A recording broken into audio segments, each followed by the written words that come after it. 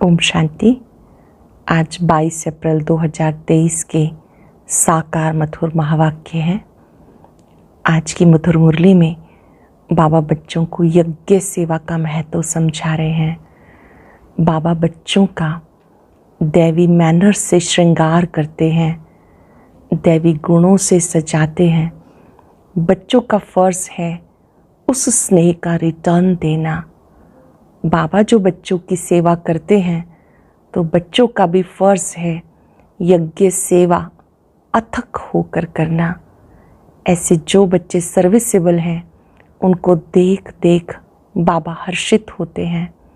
आप बच्चों में ऐसे दैवी मैनर्स हों जो दूर से सबको लगे ये तो जैसे देवता हैं। संगम युग पर ही हम दैवी मैनर्स धारण करते हैं।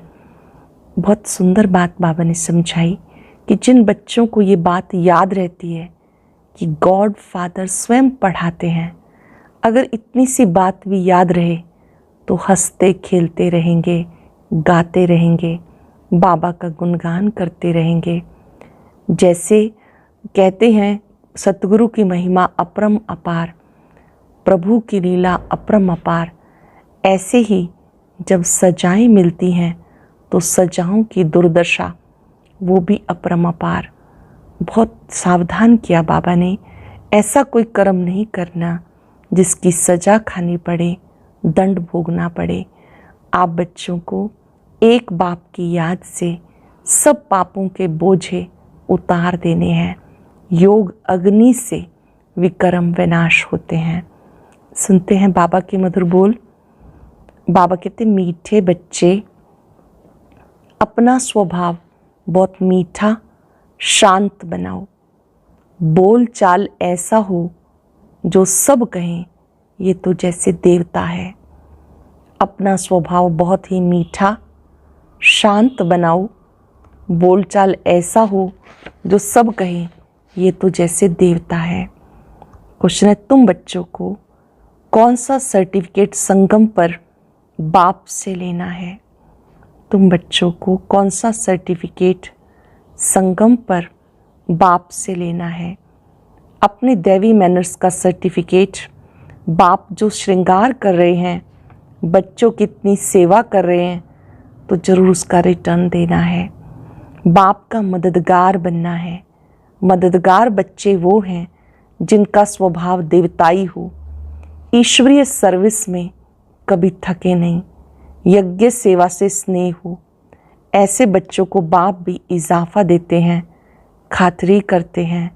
ऐसे सर्विसेबल स्नेही बच्चों को देख देख बाबा हर्षित होते हैं।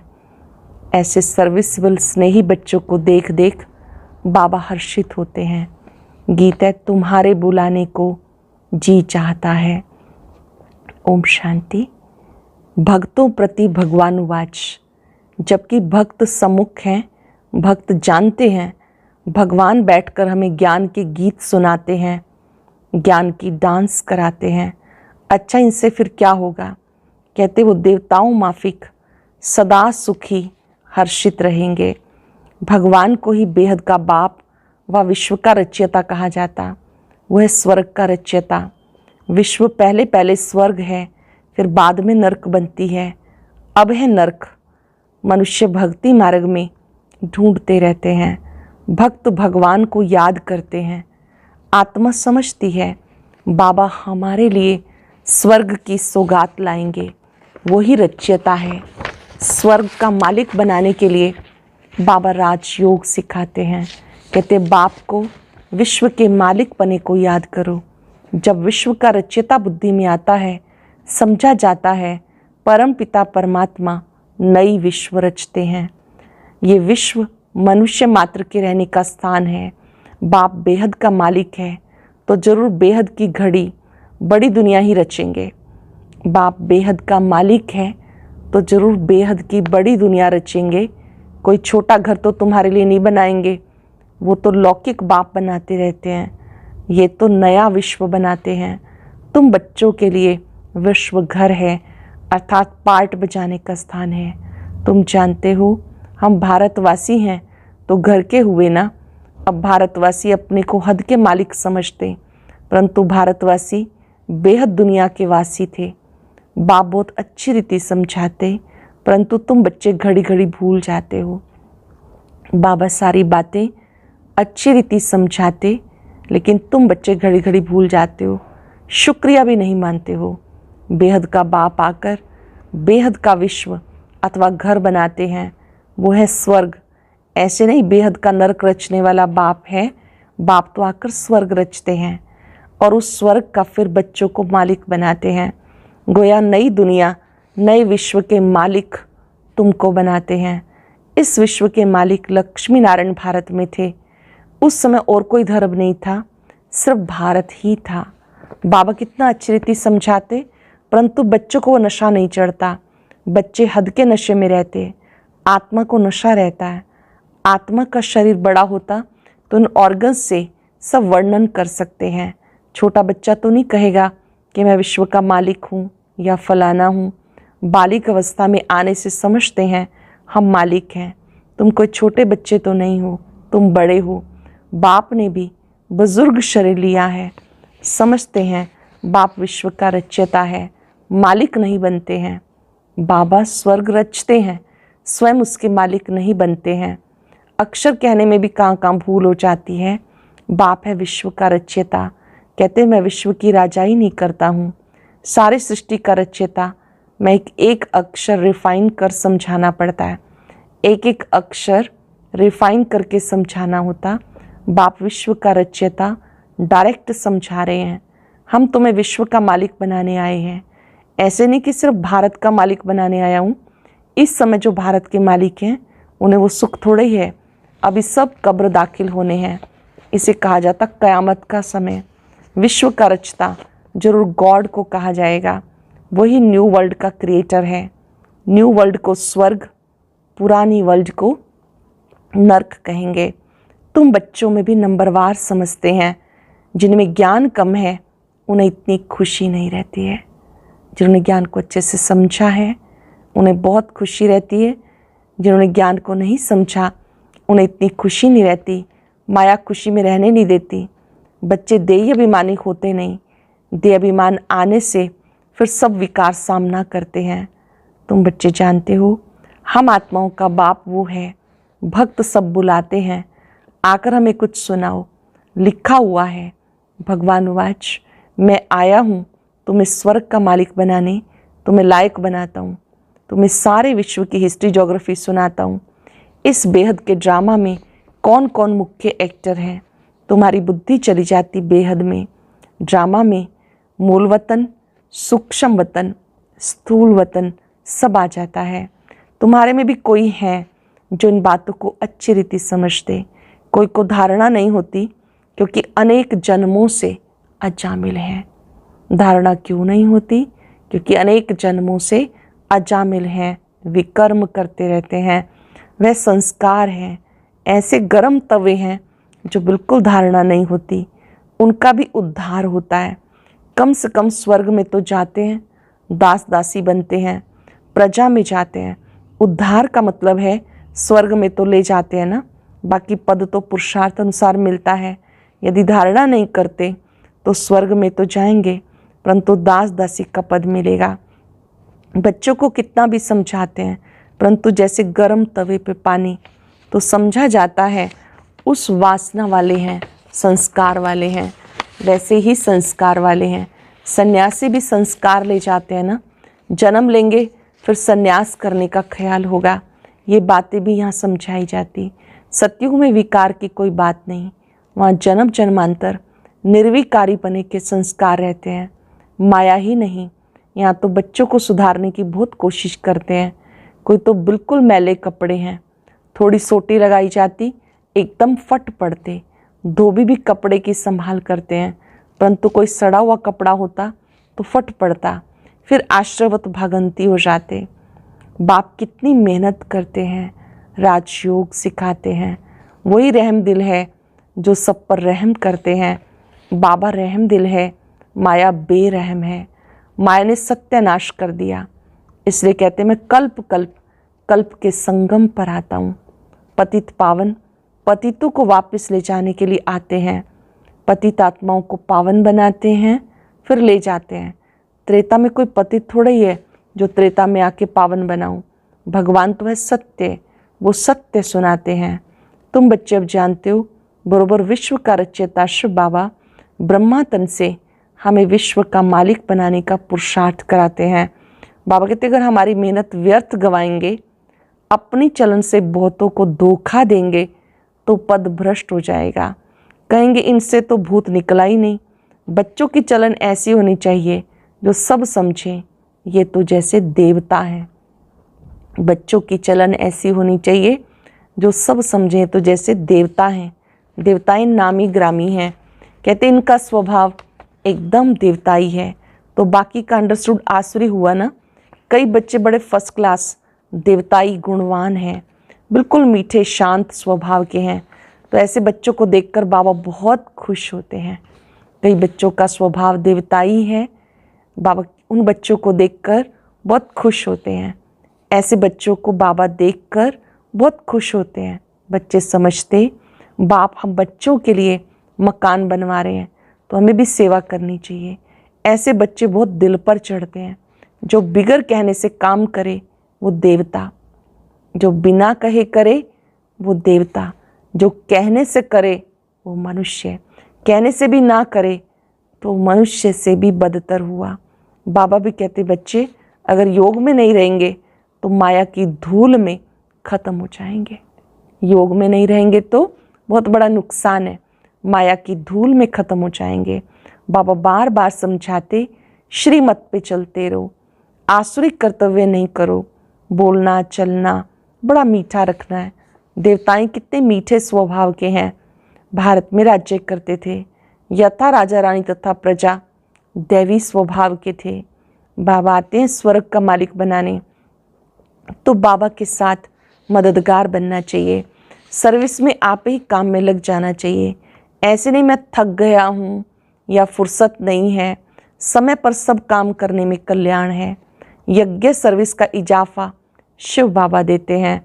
ये बाबा करके बाहर से थोड़ी खातरी करेंगे, दिल लेंगे। वह बाबा है बेहद की दिल लेने वाला, ये है हद की दिल लेने वाला। बच्चों की दैवी चलन देखते हैं तो कुर्बान जाते हैं। बेहद का बाबा शिव बाबा है। बच्चों की दैवी चलन देखते हैं तो कुर्बान जाते हैं। बिगर कहे जो बच्चे सर्विस में तत्पर रहते हैं उन्हें कहा जाता देवता। देवताओं को कुछ कहने की दरकार नहीं रहती, वहाँ आसुरी स्वभाव होता नहीं। यहाँ कई बच्चे मात पिता की मत पर नहीं चलते तो वो अपना ही नुकसान करते हैं। बाप कहते मैं परम धाम से आता हूँ बच्चों की सेवा में, मेरी मत पर ना चल, कितनों को दुख देते हैं। कल्प पहले भी ऐसा हुआ था, अमृत पीते पीते पतित बन जाते।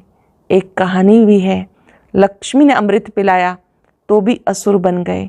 कभी भी किसी को दुख देने का प्रयत्न नहीं करना, नहीं तो सारा राजभाग गवाकर डंडे खाने लायक बन पड़ते। बाबा ने समझाया मैं धर्मराज हूँ। इनडायरेक्ट कुछ करते थे तो हद की अल्पकाल की सजा भोगते थे। अब डायरेक्ट आकर फिर भी बाबा की मेहनत बर्बाद करते हो तो बहुत सजा खानी पड़ेगी। हम तुम्हें बार बार समझाते हैं, मैं तुम्हें देवता बनाता हूँ, माया तुम्हें असुर बनाती है। बाबा बार बार कहते दैवी गुण धारण करो। माया भी बहुत ज़बरदस्त है। गाया जाता राम राज्य में जानवर भी एक दो को प्यार करते थे, इकट्ठे एक तालाब पर जल पीते थे। यहाँ अमृत पीकर फिर असुर बन ट्रेटर बन जाते। ब्राह्मण कुलभूषणों को फिर तकलीफ देते, उनकी फिर कितनी दुर्गति होती है। बाबा आते हैं सदगति देने, तो तुम बच्चों को दैवी गुणों वाला बनना है, आप ही सर्विस करनी है। बाप भी सर्टिफिकेट देंगे। जो निश्चय बुद्धि बच्चे हैं वह सदैव बाप को याद करेंगे। जो निश्चय बुद्धि अच्छे बच्चे हैं वो बाप को याद करते रहेंगे। उन्हें ख्याल रहता नाम बदनाम नहीं करेंगे, आसुरी गुण नहीं दिखाएंगे। अभी तो सब नंबरवार पुरुषार्थी हैं, सिर्फ निश्चय रखना चाहिए हम गॉड फादरली स्टूडेंट हैं। भगवान उवाच बच्चों प्रति मैं तुम्हें पढ़ाकर राजाओं का राजा बनाता हूँ, तुम्हें ज्ञान योग सिखाता हूँ। तुम देही अभिमानी बनो, मैं तुम्हें ले जाने आया हूँ। तुम आत्माएं मच्छरों सदृश मेरे को फॉलो करेंगी, मच्छरों सदृश मुझे फॉलो करेंगी। बरोबर महाभारत लड़ाई लगी तो मच्छरों सदृश फॉलो किया पंडे को। बाबा पंडा है, कहते मैं लिबरेट करने आया हूँ। तुम माया के फंदे में बहुत दुखी बन गए। एक तो गर्भ जेल में जाते हो, दूसरा फिर उस जेल में जाना भी मनुष्यों के लिए बड़ा सहज हो गया। बड़ी खुशी से जेल जाते हैं, एक दो को देख भूख हड़ताल आदि भी करने लग पड़ते। अपनी आत्मा को दुख देने के लिए क्या क्या करते, इसको आत्मघात कहा जाता। शरीर तंदुरुस्त है तो आत्मा कहती है मैं बहुत सुखी हूँ, तंदुरुस्त नहीं तो आत्मा कहती है मैं दुखी हूँ। बाबा आते हैं सदा सुखी स्वर्ग का मालिक बनाने। विश्व का मालिक कहते मैं नए विश्व का रचयिता हूँ, इससे मुझे मालिक कहते। परंतु मैं राज्य नहीं करता हूँ। सब भक्त मुझे पूजते हैं, कहते हे भगवान आओ, आके इस कलयुगी दुनिया से छुड़ाओ, निर्वाण धाम स्वर्ग धाम में भेज दो। बाबा कहते सुख धाम में भेज देते हैं, फिर माया दुख धाम बनाती है। ऐसे ये चक्र फिरता रहता है। बाबा कहते बच्चे अब गफलत छोड़ो, माया बहुत अकर्तव्य कार्य कराती जिससे पदभ्रष्ट हो पड़ेगा। बाप को जान पहचान, उनकी मत पर चलने से तुम श्रेष्ठ बन जाएंगे, नहीं तो बहुत सजाएं खाएंगे। जैसे ईश्वर की महिमा परमपार है, वैसे सजा खाने की दुर्दशा भी अपरमपार है। जैसे ईश्वर की महिमा परमपार, वैसे सजा खाने की दुर्दशा भी अपरमपार है। कयामत का समय है, बाबा सबका हिसाब किताब चुकतू कराते, सजाएं खाने वाले इस माला में नहीं आएंगे। बाबा कहते सिर्फ इतना याद करो, विश्व का रचयिता गॉड फादर स्वयं हमें पढ़ाते हैं, वो जरूर विश्व के मालिक पने का वर्षा देंगे। इतना याद रखें तो भी हंसते खेलते रहेंगे। अच्छा, मीठे मीठे सिक्के हृदय बच्चों प्रति माता पिता बाप दादा का याद प्यार गुड मॉर्निंग। रूहानी बाप की रूहानी बच्चों को नमस्ते। रूहानी बच्चों की रूहानी बाप दादा को याद प्यार नमस्ते गुड मॉर्निंग। शुक्रिया बाबा, शुक्रिया। धारणा के लिए सार, पहली पॉइंट है अपना बोलचाल बहुत मीठा रखना है, कोई आसुरी कर्तव्य नहीं करना, दैवी मैनर्स धारण करने हैं। बाबा के सर्विस में बिगर कहे मददगार बनना है। बाबा की मेहनत का रिटर्न अवश्य देना है, गफलत नहीं करनी। अटेंशन से सुनेंगे, अपना बोलचाल बहुत मीठा रखना है, कोई आसुरी कर्तव्य नहीं करना, दैवी मैनर्स धारण करने हैं। बाप की सर्विस में बिगर कहे मददगार बनना है, बाप की मेहनत का रिटर्न अवश्य देना है, गफलत नहीं करनी। वरदान है बुद्धि रूपी विमान द्वारा सेकंड में तीनों लोकों का सैर करने वाले सहज योगी भव। बुद्धि रूपी विमान द्वारा सेकंड में तीनों लोकों का सैर करने वाले सहज योगी भव। बाप दादा बच्चों को निमंत्रण देते हैं, बच्चे संकल्प का स्विच ऑन करो, वतन में पहुंचकर सूर्य की किरणें लो, चंद्रमा की चांदनी भी लो, पिकनिक भी करो, खेल कूद भी करो। इसके लिए सिर्फ बुद्धि रूपी विमान में डबल रिफाइंड पेट्रोल की आवश्यकता है। डबल रिफाइन अर्थात एक निराकारी निश्चय का नशा कि मैं आत्मा हूँ, बाप का बच्चा हूँ। दूसरा साकार रूप में सर्व संबंधों का नशा। ये नशा और खुशी सहज योगी बना देगी, तीनों लोकों का सैर भी करते रहेंगे। बहुत ही विशेष वरदान है, एकाग्र होकर सुनेंगे। बाप दादा बच्चों को निमंत्रण देते हैं, बच्चे संकल्प का स्विच ऑन करो, वतन में पहुंचकर सूर्य की किरणें लो, चंद्रमा की चांदनी भी लो, पिकनिक भी करो, खेल कूद भी करो। इसके लिए सिर्फ बुद्धि रूपी विमान में डबल रिफाइंड पेट्रोल की आवश्यकता है।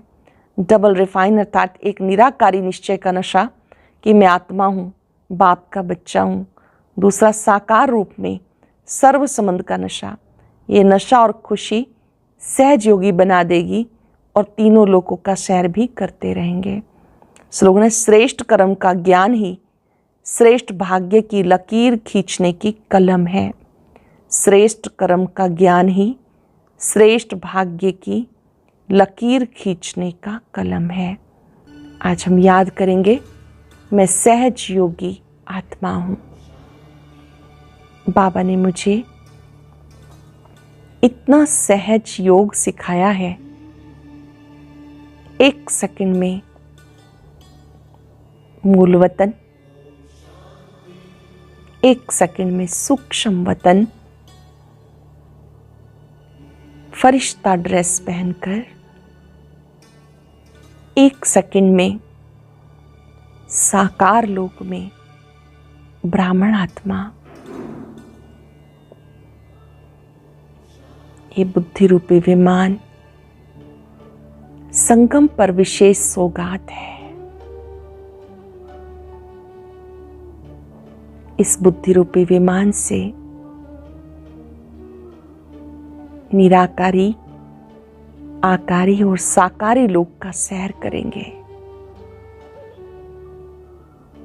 ये एक्सरसाइज आत्मा को पावरफुल बनाती है। निराकारी दुनिया में निराकार बाबा के पास बैठे,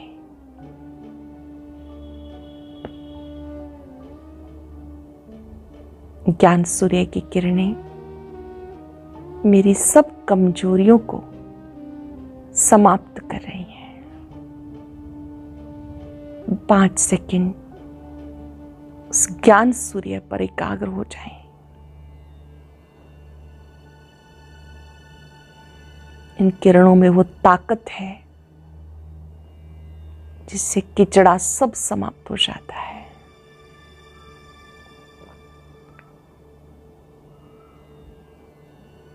शुक्रिया बाबा, आपने मुझे सहज योगी बनाया। शुक्रिया, शुक्रिया। ओम शांति।